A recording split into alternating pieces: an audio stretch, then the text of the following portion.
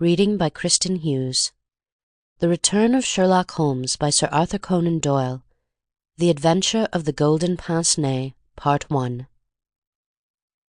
When I look at the 3 massive manuscript volumes which contain our work for the year 1894, I confess that it is very difficult for me, out of such a wealth of material, to select the cases which are most interesting in themselves, and at the same time most conducive to a display of those peculiar powers for which my friend was famous.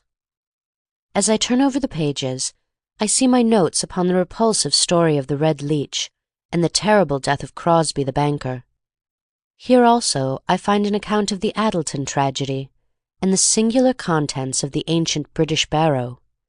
The famous Smith-Mortimer succession case comes also within this period, and so does the tracking and arrest of Hewett, the Boulevard assassin, an exploit which won for Holmes an autographed letter of thanks from the French President and the Order of the Legion of Honor. Each of these would furnish a narrative, but on the whole I am of opinion that none of them unites so many singular points of interest as the episode of Yaxley Old Place, which includes not only the lamentable death of young Willoughby Smith, but also those subsequent developments which threw so curious a light upon the causes of the crime. It was a wild, tempestuous night towards the close of November. Holmes and I sat together in silence all the evening, he engaged with a powerful lens, deciphering the remains of the original inscription upon a palimpsest, I deep in a recent treatise upon surgery. Outside the wind howled down Baker Street, while the rain beat fiercely against the windows. It was strange there, in the very depths of the town, with 10 miles of man's handiwork on every side of us, to feel the iron grip of nature, and to be conscious that to the huge elemental forces all London was no more than the molehills that dot the fields. I walked to the window and looked out on the deserted street. The occasional lamps gleamed on the expanse of muddy road and shining pavement. A single cab was splashing its way from the Oxford Street end. "Well, Watson, it's as well we have not to turn out tonight," said Holmes, laying aside his lens and rolling up the palimpsest. "I've done enough for one sitting. It is trying work for the eyes. So far as I can make out, it is nothing more exciting than an abbey's accounts dating from the second half of the 15th century. Hullo, hullo, hullo! What's this?" Amid the droning of the wind there had come the stamping of a horse's hoofs, and the long grinding of a wheel as it rasped against the curb. The cab which I had seen had pulled up at our door. "What can he want?" I ejaculated as a man stepped out of it. "Want? He wants us. And we, my poor Watson, want overcoats and cravats and galoshes, and every aid that man ever invented to fight the weather. Wait a bit, though. There's the cab off again. There's hope yet. He'd have kept it if he had wanted us to come. Run down, my dear fellow, and open the door, for all virtuous folk have been long in bed." When the light of the hall lamp fell upon our midnight visitor, I had no difficulty in recognizing him. It was young Stanley Hopkins, a promising detective, in whose career Holmes had several times shown a very practical interest. "Is he in?" he asked eagerly.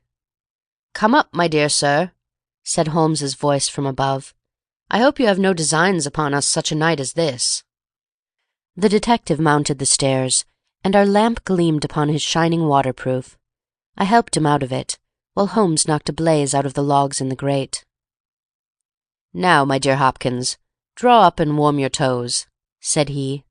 "Here's a cigar, and the doctor has a prescription containing hot water and a lemon, which is good medicine on a night like this. It must be something important which has brought you out in such a gale."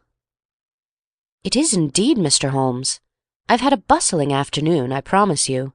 Did you see anything of the Yaxley case in the latest editions?" "I've seen nothing later than the 15th century to-day." "Well, it was only a paragraph, and all wrong at that, so you have not missed anything.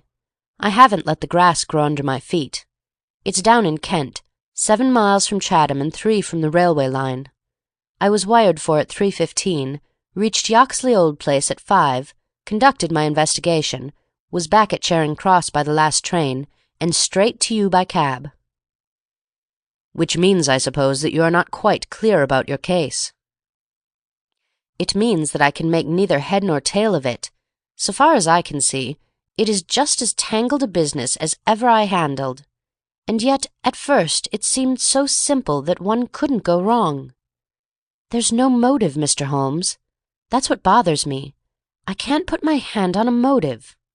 Here's a man dead. There's no denying that. But so far as I can see, no reason on earth why anyone should wish him harm."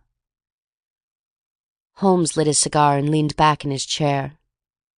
"Let us hear about it," said he. "I've got my facts pretty clear," said Stanley Hopkins. "All I want now is to know what they all mean.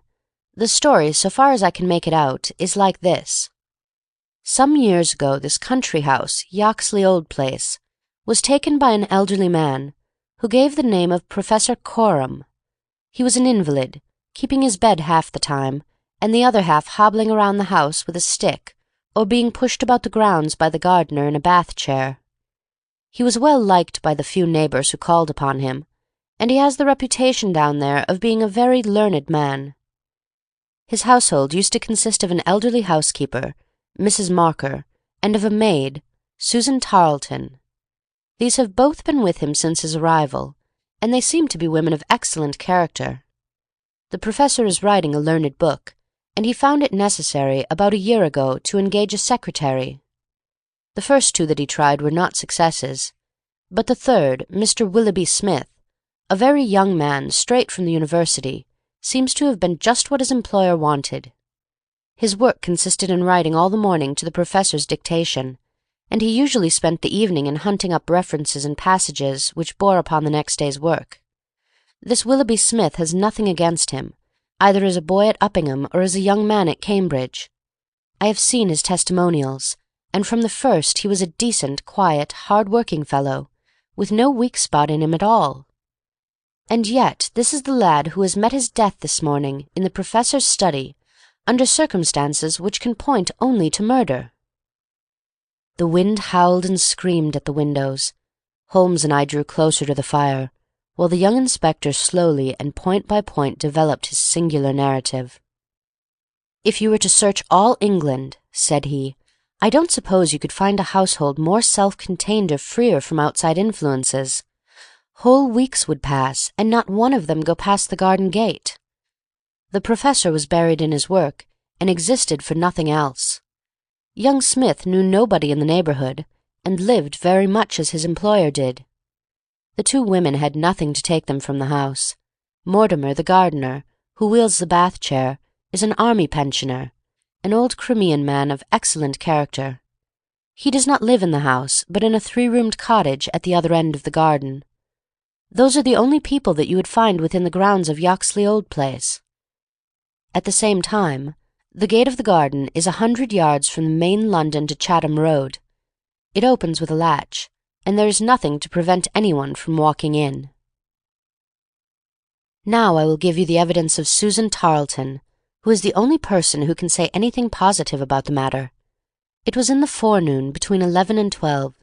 She was engaged at the moment in hanging some curtains in the upstairs front bedroom. Professor Coram was still in bed, for when the weather is bad he seldom rises before midday. The housekeeper was busied with some work in the back of the house.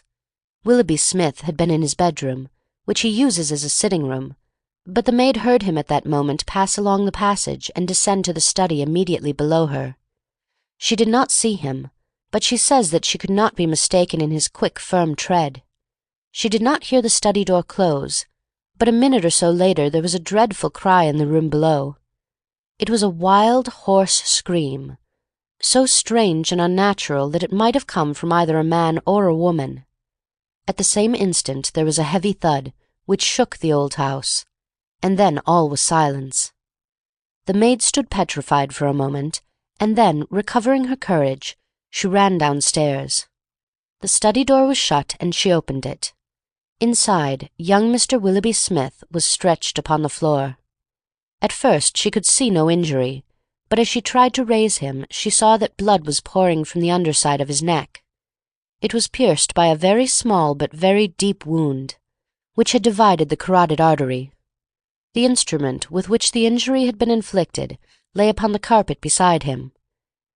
It was one of those small sealing-wax knives, to be found on old-fashioned writing-tables, with an ivory handle and a stiff blade. It was part of the fittings of the professor's own desk. At first the maid thought that young Smith was already dead, but on pouring some water from the carafe over his forehead, he opened his eyes for an instant. "The professor," he murmured. "It was she." The maid is prepared to swear that those were the exact words. He tried desperately to say something else, and he held his right hand up in the air. Then he fell back dead. In the meantime, the housekeeper had also arrived upon the scene, but she was just too late to catch the young man's dying words. Leaving Susan with the body, she hurried to the professor's room. He was sitting up in bed, horribly agitated, for he had heard enough to convince him that something terrible had occurred. Mrs. Marker is prepared to swear that the professor was still in his night-clothes, and indeed it was impossible for him to dress without the help of Mortimer, whose orders were to come at 12 o'clock. The professor declares that he heard the distant cry, but that he knows nothing more. He can give no explanation of the young man's last words. The professor, it was she, but imagines that they were the outcome of delirium. He believes that Willoughby Smith had not an enemy in the world, and can give no reason for the crime. His first action was to send Mortimer, the gardener, for the local police. A little later the chief constable sent for me. Nothing was moved before I got there, and strict orders were given that no one should walk upon the paths leading to the house. It was a splendid chance of putting your theories into practice, Mr. Sherlock Holmes. There was really nothing wanting. "Except Mr. Sherlock Holmes," said my companion with a somewhat bitter smile. "Well, let us hear about it. What sort of a job did you make of it?" "I must ask you first, Mr. Holmes, to glance at this rough plan, which will give you a general idea of the position of the professor's study and the various points of the case. It will help you in following my investigation." He unfolded the rough chart, which I here reproduce, and laid it across Holmes's knee. I rose, and standing behind Holmes, studied it over his shoulder. "It is very rough, of course, and it only deals with the points which seem to me to be essential. All of the rest you will see later for yourself. Now, first of all, presuming that the assassin entered the house, how did he or she come in? Undoubtedly by the garden path and the back door, from which there is direct access to the study. Any other way would have been exceedingly complicated. The escape must have also been made along that line, for of the two other exits from the room, one was blocked by Susan as she ran downstairs, and the other leads straight to the professor's bedroom. I therefore directed my attention at once to the garden path, which was saturated with recent rain, and would certainly show any footmarks. My examination showed me that I was dealing with a cautious and expert criminal. No footmarks were to be found on the path. There could be no question, however, that someone had passed along the grass border which lines the path, and that he had done so in order to avoid leaving a track. I could not find anything in the nature of a distinct impression, but the grass was trodden down, and someone had undoubtedly passed. It could only have been the murderer, since neither the gardener nor anyone else had been there that morning, and the rain had only begun during the night. "One moment," said Holmes. "Where does this path lead to?" "To the road." "How long is it?" 100 yards or so. "At the point where the path passes through the gate, you could surely pick up the tracks." "Unfortunately, the path was tiled at that point." "Well, on the road itself?" "No, it was all trodden into mire." "Tut, tut. Well, then, these tracks upon the grass, were they coming or going?" "It was impossible to say. There was never any outline." "A large foot or a small?" "You could not distinguish." Holmes gave an ejaculation of impatience. "It has been pouring rain and blowing a hurricane ever since," said he. "It will be harder to read now than that palimpsest. Well, well, it can't be helped. What did you do, Hopkins, after you had made certain that you had made certain of nothing?" "I think I made certain of a good deal, Mr. Holmes. I knew that someone had entered the house cautiously from without. I next examined the corridor. It is lined with coconut matting and had taken no impression of any kind. This brought me to the study itself. It is a scantily furnished room. The main article is a large writing table with a fixed bureau. This bureau consists of a double column of drawers, with a central small cupboard between them. The drawers were open, the cupboard locked. The drawers, it seems, were always open, and nothing of value was kept in them. There were some papers of importance in the cupboard, but there were no signs that this had been tampered with, and the professor assures me that nothing was missing. It is certain that no robbery has been committed. I come now to the body of the young man. It was found near the bureau and just to the left of it, as marked upon that chart. The stab was on the right side of the neck from behind forward, so that it is almost impossible that it could have been self-inflicted. "Unless he fell upon the knife," said Holmes. "Exactly. The idea crossed my mind, but we found the knife some feet away from the body, so that seems impossible. Then, of course, there are the man's own dying words. And finally, there was this very important piece of evidence which was found clasped in the dead man's right hand." From his pocket Stanley Hopkins drew a small paper packet. He unfolded it and disclosed a golden pince-nez, with 2 broken ends of black silk cord dangling from the end of it. "Willoughby Smith had excellent sight," he added. "There can be no question that this was snatched from the face or the person of the assassin." Sherlock Holmes took the glasses into his hand, and examined them with the utmost attention and interest. He held them on his nose, endeavoured to read through them, went to the window and stared up the street with them, looked at them most minutely in the full light of the lamp, and finally, with a chuckle, seated himself at the table and wrote a few lines upon a sheet of paper, which he tossed across to Stanley Hopkins. "That's the best I can do for you," said he. "It may prove to be of some use." The astonished detective read the note aloud. It ran as follows: "Wanted, a woman of good address, attired like a lady. She has a remarkably thick nose, with eyes which are set close upon either side of it. She has a puckered forehead, a peering expression, and probably rounded shoulders. There are indications that she has had recourse to an optician at least twice during the last few months. As her glasses are of remarkable strength, and as opticians are not very numerous, there should be no difficulty in tracing her." Holmes smiled at the astonishment of Hopkins, which must have been reflected upon my features. "Surely my deductions are simplicity itself," said he. "It would be difficult to name any article which afforded a finer field for inference than a pair of glasses, especially so remarkable a pair as these. That they belong to a woman I infer from their delicacy, and also, of course, from the last words of the dying man. As to her being a person of refinement and well dressed, they are, as you perceive, handsomely mounted in solid gold, and it is inconceivable that anyone who wore such glasses could be slatternly in other respects. You will find that the clips are too wide for your nose, showing that the lady's nose was very broad at the base.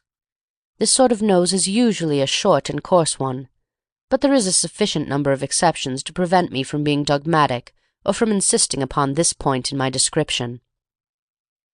My own face is a narrow one, and yet I find that I cannot get my eyes into the very centre, nor near the centre of these glasses. Therefore, the lady's eyes are set very near to the sides of the nose. You will perceive, Watson, that the glasses are concave and of unusual strength. A lady whose vision has been so extremely contracted all her life is sure to have the physical characteristics of such vision, which are seen in the forehead, the eyelids, and the shoulders." "Yes," I said, "I can follow each of your arguments. I confess, however, that I am unable to understand how you arrive at the double visit to the optician." Holmes took the glasses in his hand. "You will perceive," he said, "that the clips are lined with tiny bands of cork to soften the pressure upon the nose. One of these is discoloured and worn to some slight extent, but the other is new. Evidently one has fallen off and been replaced. I should judge that the older of them has not been there more than a few months. They exactly correspond, so I gather that the lady went back to the same establishment for the second." By George, it's marvellous!" cried Hopkins in an ecstasy of admiration. "To think that I had all that evidence in my hand and never knew it! I had intended, however, to go the round of the London opticians." "Of course you would. Meanwhile, have you anything more to tell us about the case?" "Nothing, Mr. Holmes. I think that you know as much as I do now, probably more. We have had inquiries made as to any strangers seen on the country roads or at the railway station. We have heard of none. What beats me is the utter want of all object in the crime. Not a ghost of a motive can anyone suggest." "Ah, there I am not in a position to help you. But I suppose you want us to come out tomorrow?" "If it is not asking too much, Mr. Holmes.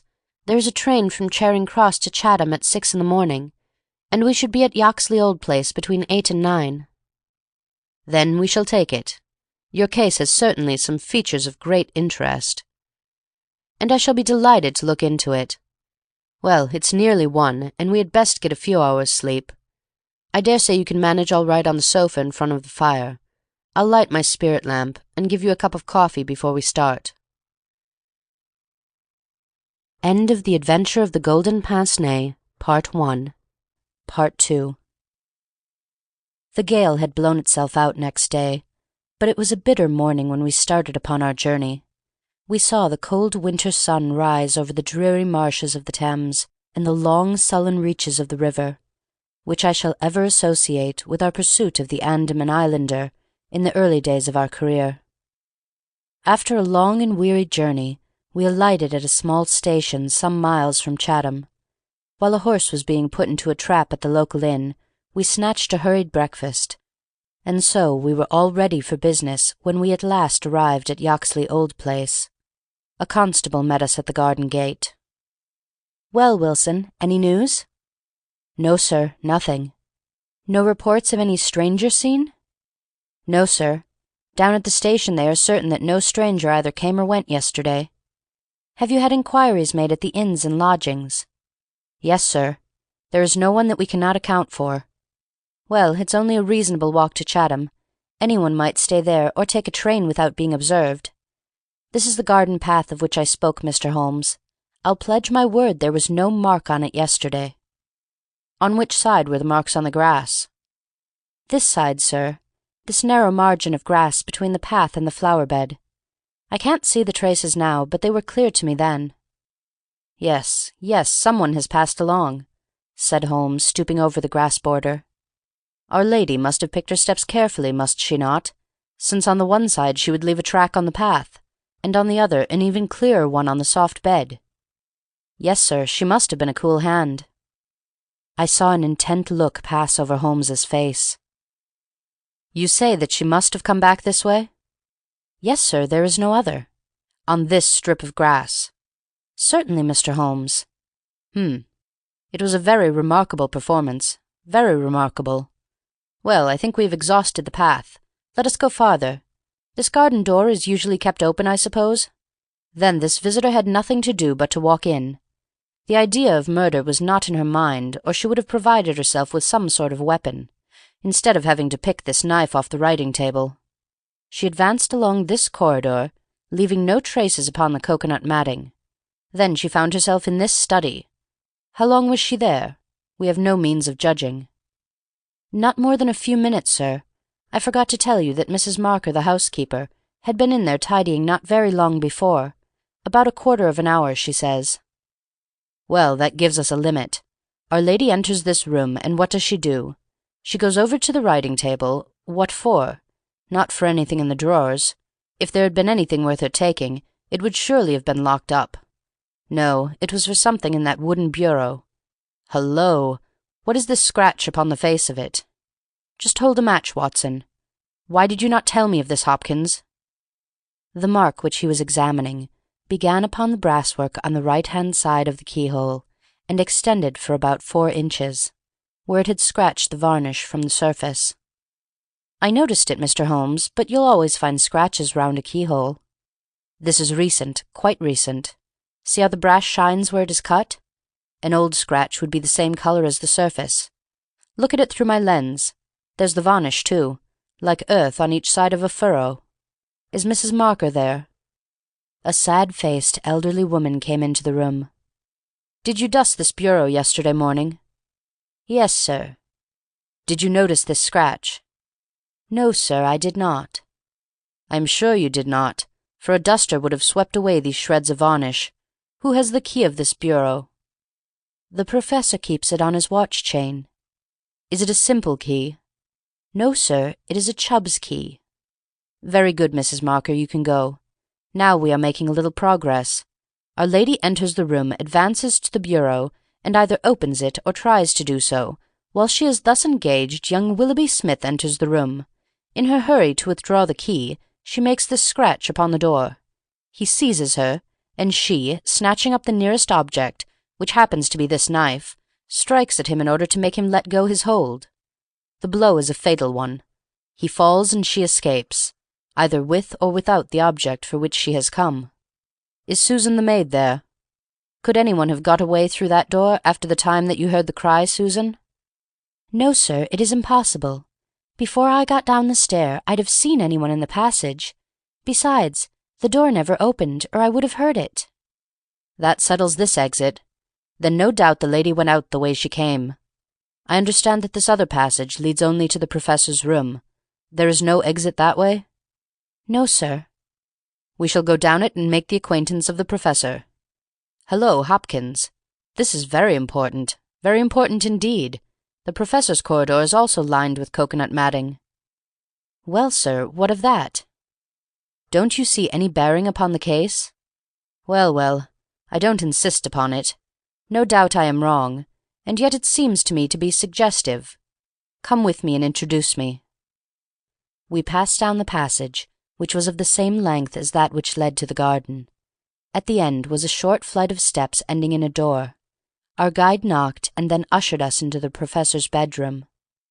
It was a very large chamber, lined with innumerable volumes, which had overflowed from the shelves and lay in piles in the corners, or were all stacked round at the base of the cases.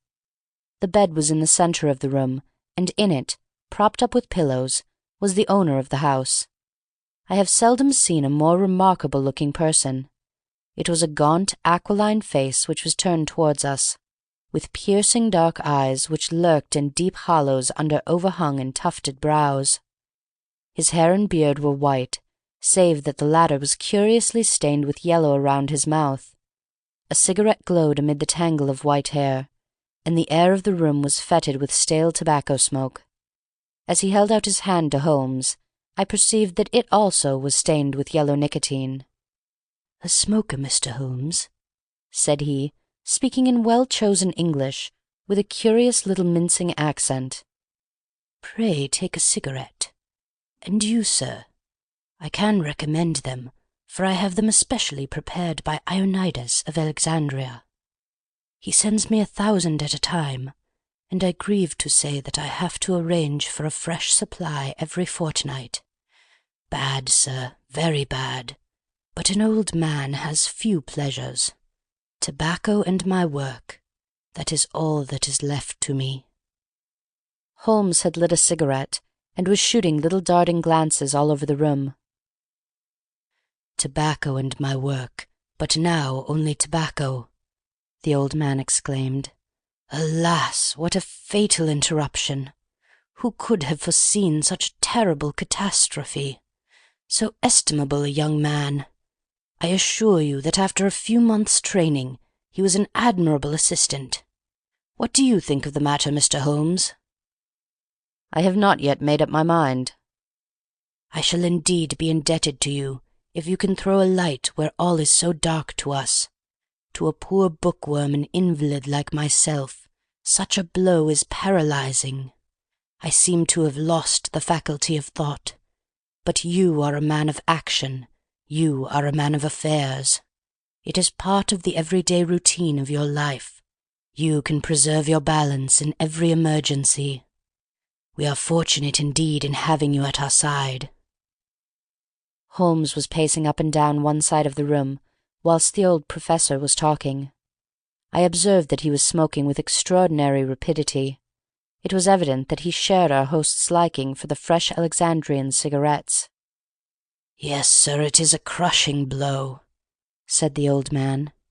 "That is my magnum opus, the pile of papers on the side table yonder.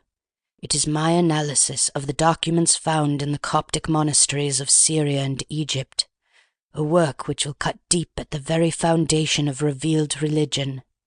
With my enfeebled health, I do not know whether I shall ever be able to complete it, now that my assistant has been taken from me. Dear me, Mr. Holmes, why, you are even a quicker smoker than I am myself." Holmes smiled. "I am a connoisseur," said he, taking another cigarette from the box, his fourth, and lighting it from the stub of that which he had finished.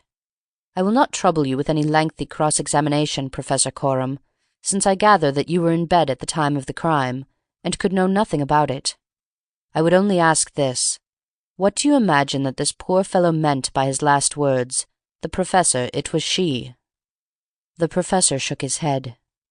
"Susan is a country girl," said he, "and you know the incredible stupidity of that class. I fancy that the poor fellow murmured some incoherent, delirious words, and that she twisted them into this meaningless message." "I see. You have no explanation yourself of the tragedy?" "Possibly an accident. Possibly— I only breathe it among ourselves— a suicide. Young men have their hidden troubles, some affair of the heart, perhaps, which we have never known. It is a more probable supposition than murder." "But the eyeglasses?" "Ah, I am only a student, a man of dreams. I cannot explain the practical things of life. But still, we are aware, my friend, that love gauges may take strange shapes. By all means, take another cigarette. It is a pleasure to see anyone appreciate them so. A fan, a glove, glasses— who knows what article may be carried as a token or treasure when a man puts an end to his life? This gentleman speaks of footsteps in the grass, but after all, it is easy to be mistaken on such a point. As to the knife, it might well be thrown far from the unfortunate man as he fell. It is possible that I speak as a child, but to me it seems that Willoughby Smith has met his fate by his own hand." Holmes seemed struck by the theory thus put forward. He continued to walk up and down for some time, lost in thought and consuming cigarette after cigarette. "Tell me, Professor Coram," said he at last, "what is in that cupboard in the bureau?" "Nothing that would help a thief. Family papers, letters from my poor wife, diplomas of universities which have done me honour. Here is the key. You can look for yourself." Holmes picked up the key and looked at it for an instant. Then he handed it back. "No, I hardly think that it would help me," said he. "I should prefer to go quietly down to your garden and turn the whole matter over in my head. There is something to be said for the theory of suicide which you have put forward. We must apologize for having intruded upon you, Professor Coram, and I promise that we won't disturb you until after lunch. At 2 o'clock we will come again, and report to you anything which may have happened in the interval." Holmes was curiously distrait, and we walked up and down the garden path for some time in silence. "Have you a clue?" I asked at last. "It depends upon those cigarettes that I smoked," said he. "It is possible that I am utterly mistaken. The cigarettes will show me." "My dear Holmes," I exclaimed, "how on earth—" "Well, you may see for yourself. If not, there's no harm done. Of course, we always have the optician clue to fall back upon, but I take a short cut when I can get it. Ah, here is the good Mrs. Marker. Let us enjoy 5 minutes of instructive conversation with her." I may have remarked before that Holmes had, when he liked, a peculiarly ingratiating way with women, and that he very readily established terms of confidence with them. In half the time which he had named, he had captured the housekeeper's goodwill and was chatting with her as if he had known her for years. "Yes, Mr. Holmes, it is as you say, sir. He does smoke something terrible, all day and sometimes all night, sir. I've seen that room of a morning. Well, sir, you'd have thought it was a London fog. Poor young Mr. Smith, he was a smoker also, but not as bad as the Professor. His health, Well, I don't know that it's better nor worse for the smoking." "Ah," said Holmes, "but it kills the appetite." "Well, I don't know about that, sir." "I suppose the Professor eats hardly anything?" "Well, he is variable, I'll say that for him." "I'll wager he took no breakfast this morning, and won't face his lunch after all the cigarettes I saw him consume." "Well, you're out there, sir, as it happens, for he ate a remarkable big breakfast this morning, and I don't know when I've known him make a better one. And he's ordered a good dish of cutlets for his lunch.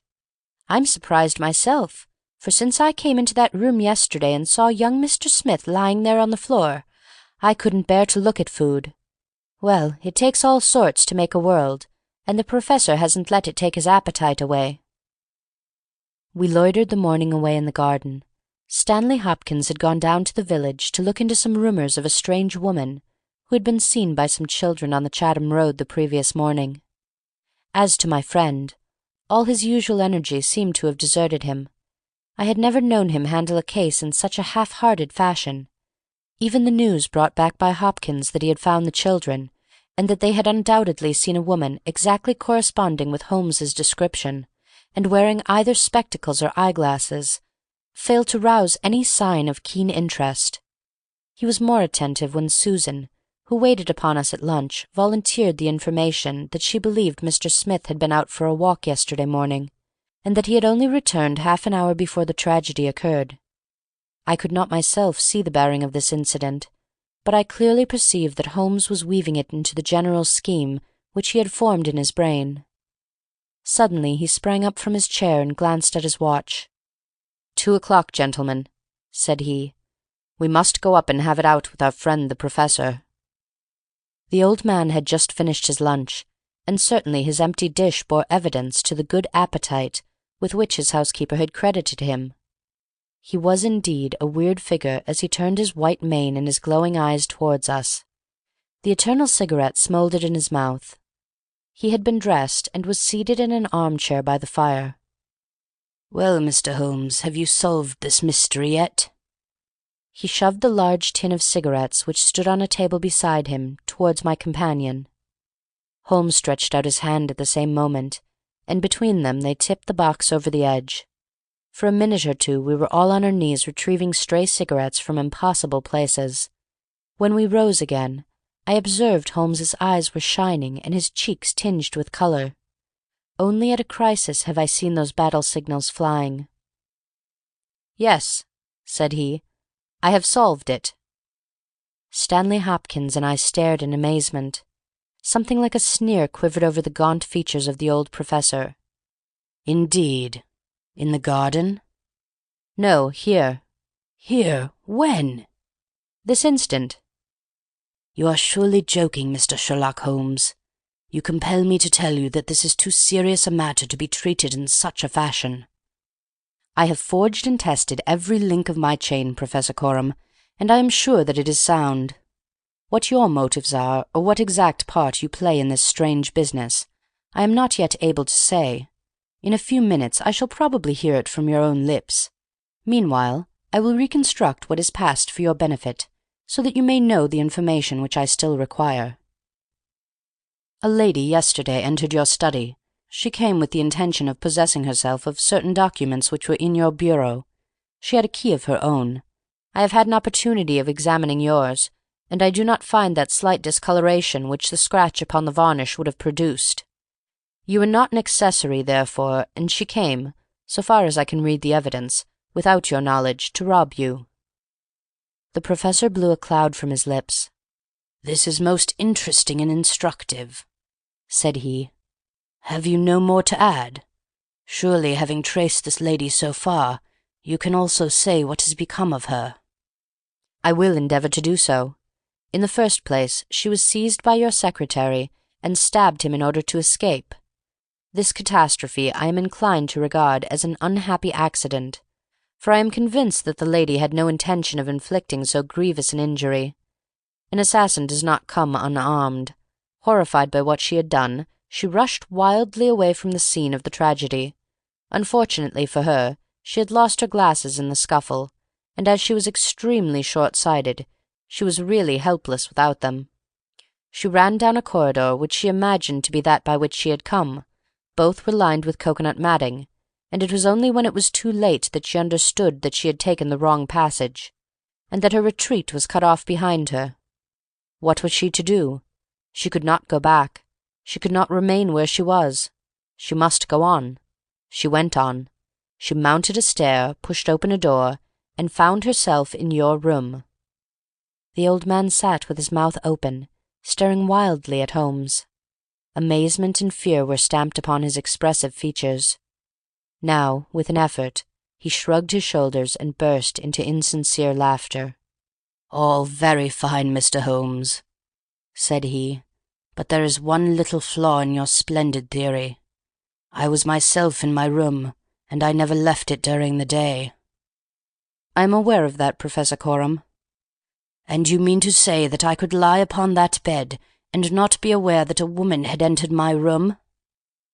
"I never said so. You were aware of it. You spoke with her. You recognized her. You aided her to escape." Again the professor burst into high-keyed laughter. He had risen to his feet, and his eyes glowed like embers.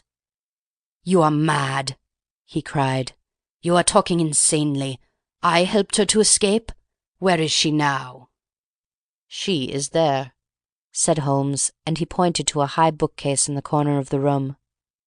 I saw the old man throw up his arms.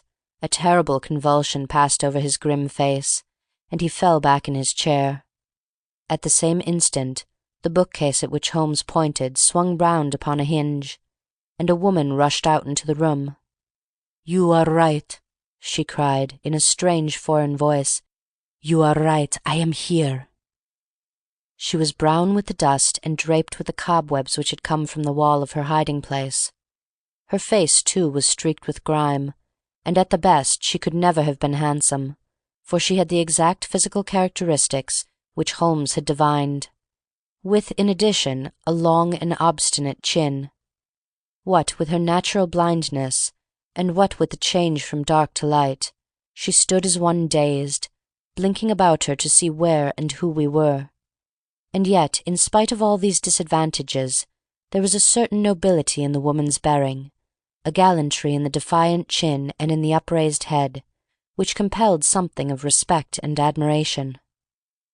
Stanley Hopkins had laid his hand upon her arm and claimed her as his prisoner, but she waved him aside gently, and yet with an overmastering dignity which compelled obedience. The old man lay back in his chair with a twitching face, and stared at her with brooding eyes. "Yes, sir, I am your prisoner," she said. "From where I stood I could hear everything, and I know that you have learned the truth. I confess it all. It was I who killed the young man. But you are right, you who say it was an accident. I did not even know that it was a knife which I held in my hand, for in my despair I snatched anything from the table and struck at him to make him let me go. It is the truth that I tell."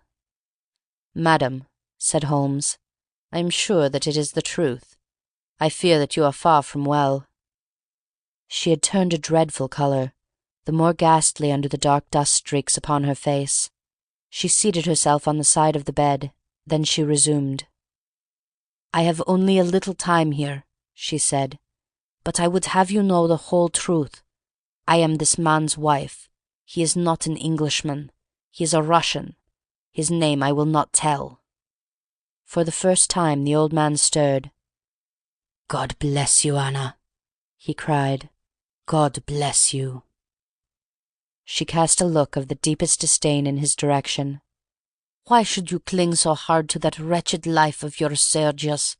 said she.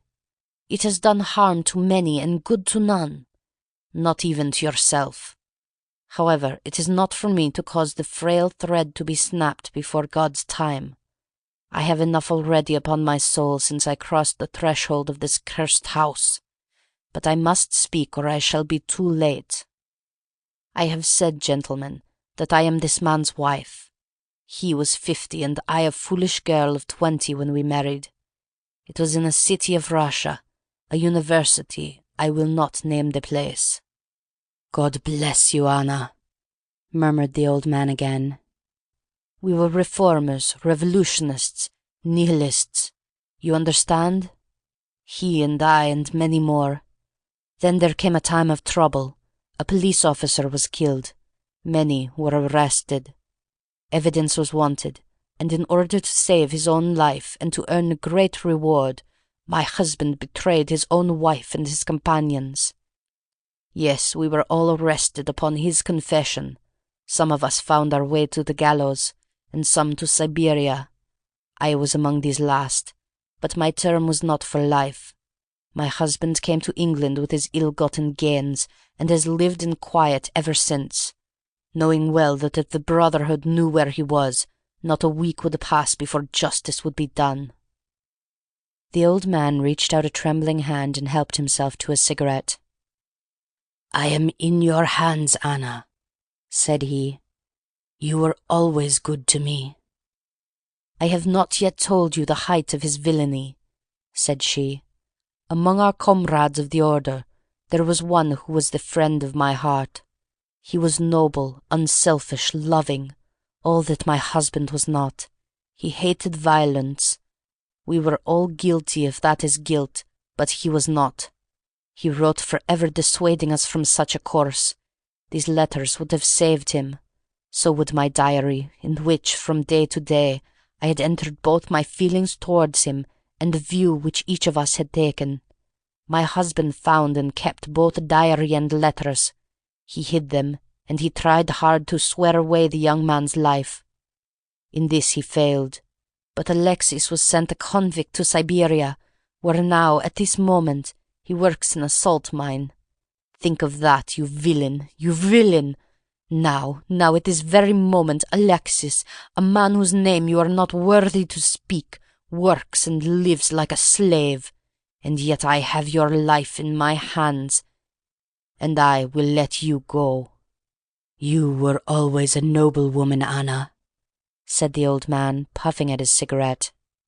She had risen, but she fell back again with a little cry of pain. "I must finish," she said. "When my term was over, I set myself to get the diary and letters which, if sent to the Russian government, would procure my friend's release. I knew that my husband had come to England. After months of searching, I discovered where he was. I knew that he still had the diary, for when I was in Siberia I had a letter from him once, reproaching me and quoting some passages from its pages. Yet I was sure that, with his revengeful nature, he would never give it to me of his own free will. I must get it for myself. With this object, I engaged an agent from a private detective firm, who entered my husband's house as a secretary. It was your second secretary, Sergius, the one who left you so hurriedly. He found that papers were kept in the cupboard, and he got an impression of the key. He would not go farther. He furnished me with a plan of the house. He told me that in the forenoon the study was always empty, as the secretary was employed up here. So at last I took my courage in both hands, and I came down to get the papers for myself. I succeeded, but at what a cost! I had just taken the paper, and was locking the cupboard, when the young man seized me. I had seen him already that morning. He had met me on the road, and I had asked him to tell me where Professor Coram lived, not knowing that he was in his employ. Exactly, said Holmes. The secretary came back and told his employer of the woman he had met. Then, in his last breath, he tried to send a message that it was she, the she whom he had just discussed with him. "You must let me speak," said the woman in an imperative voice, and her face contracted as if in pain. "When he had fallen, I rushed from the room, chose the wrong door, and found myself in my husband's room. He spoke of giving me up. I showed him that if he did so, his life was in my hands. If he gave me to the law, I could give him to the Brotherhood. It was not that I wished to live for my own sake, but it was that I desired to accomplish my purpose. He knew that I would do what I said, that his own fate was involved in mine. For that reason, and for no other, he shielded me. He thrust me into that dark hiding-place, a relic of old days, known only to himself. He took his meals in his own room, and so was able to give me part of his food. It was agreed that when the police left the house, I should slip away by night and come back no more. But in some way you have read our plans." She tore from the bosom of her dress a small packet. "These are my last words," she said. "Here is the packet which will save Alexis. I confide it to your honor and to your love of justice. Take it. You will deliver it at the Russian embassy. Now I have done my duty, and—" "Stop her!" cried Holmes. He had bounded across the room and had wrenched a small phial from her hand. "Too late," she said, sinking back on the bed. "Too late. I took the poison before I left my hiding-place. My head swims. I am going. I charge you, sir, to remember the packet." "A simple case, and yet in some ways an instructive one," Holmes remarked as we travelled back to town. "It hinged from the outset upon the pince-nez. But for the fortunate chance of the dying man having seized these, I am not sure that we could ever have reached our solution. It was clear to me from the strength of the glasses that the wearer must have been very blind and helpless when deprived of them. When you asked me to believe that she walked along a narrow strip of grass without once making a false step, I remarked, as you may remember, that it was a noteworthy performance. In my mind I set it down as an impossible performance, save in the unlikely case that she had a second pair of glasses. I was forced, therefore, to consider seriously the hypothesis that she had remained within the house. On perceiving the similarity of the two corridors, it became clear that she might very easily have made such a mistake, and in that case it was evident that she must have entered the Professor's room. I was keenly on the alert, therefore, for whatever would bear out of this supposition, and I examined the room narrowly for anything in the shape of a hiding-place. The carpet seemed continuously and firmly nailed, so I dismissed the idea of a trap-door. There might well be a recess behind the books. As you are aware, such devices are common in old libraries. I observed that books were piled on the floor at all other points, but that one bookcase was left clear. This, then, might be the door. I could see no marks to guide me, but the carpet was of a dun colour, which lends itself very well to examination. I therefore smoked a great number of those excellent cigarettes, and I dropped the ash all over the space in front of the suspected bookcase. It was a simple trick, but exceedingly effective. I then went downstairs, and I ascertained in your presence, Watson, without your perceiving the drift of my remarks, that Professor Corum's consumption of food had increased, as one would expect when he is supplying a second person. We then ascended to the room again, when, by upsetting the cigarette-box, I obtained a very excellent view of the floor, and was able to see quite clearly, from the traces upon the cigarette-ash, that the prisoner had, in our absence, come out from her retreat. Well, Hopkins, here we are at Charing Cross, and I congratulate you on having brought your case to a successful conclusion. You are going to headquarters, no doubt. I think, Watson, you and I will drive together to the Russian embassy.